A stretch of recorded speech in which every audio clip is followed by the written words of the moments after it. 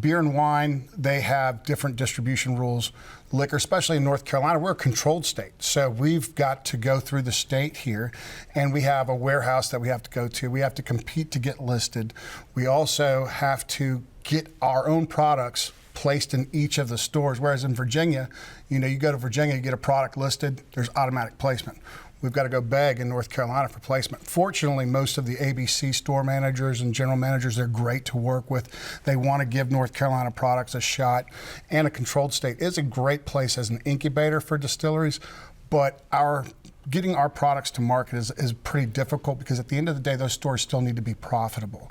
And a North Carolina product doesn't sell like a national product because national products have millions of dollars getting into the marketing aspect of that. So you can make the best thing in the world. For instance, every spirit we make, best bourbon, best tequila, best vodka, best gin, best flavored of each of those categories, right? We know we make a great craft product.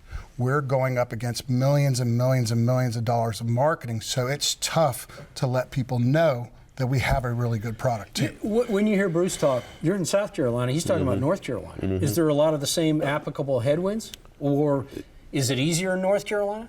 No, way harder. You got so many different counties versus South Carolina. When you're in. North Carolina, we've got so many people. Well, back up. In 2013 or 14, we went across 26 states into Canada, over in the UK, and we're going to lose our mind because we're not Jack Daniels, we're not Jim Beam. We've got a little bitty small company, and we're just trying to spread ourselves. Then we just reversed. We're like, there's millions of people coming right here to the Carolinas because we're just so dang friendly.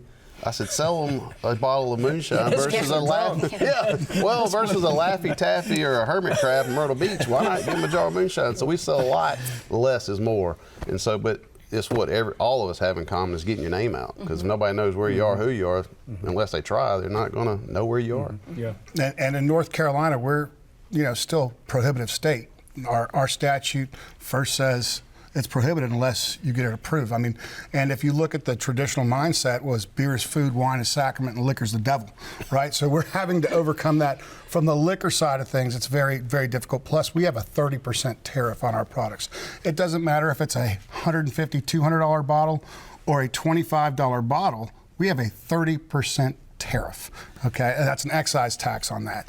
Now, beer and wine, they have a proof gallon, so that's based on your proof, which is more in line with the federal government, and which is how we all in the industry track our taxes. But in North Carolina, with that 30% excise tax on our liquor, you can make the same proof product.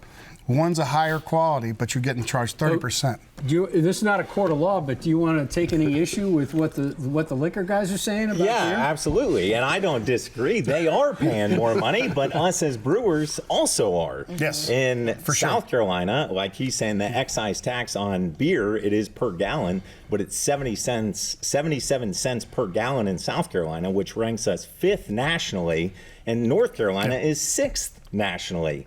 The liquor excise tax is even higher, and it still ranks similarly. Compare that to, say, cigarettes, which are 57 cents excise tax per pack, compared to the national average, which is $2 per pack.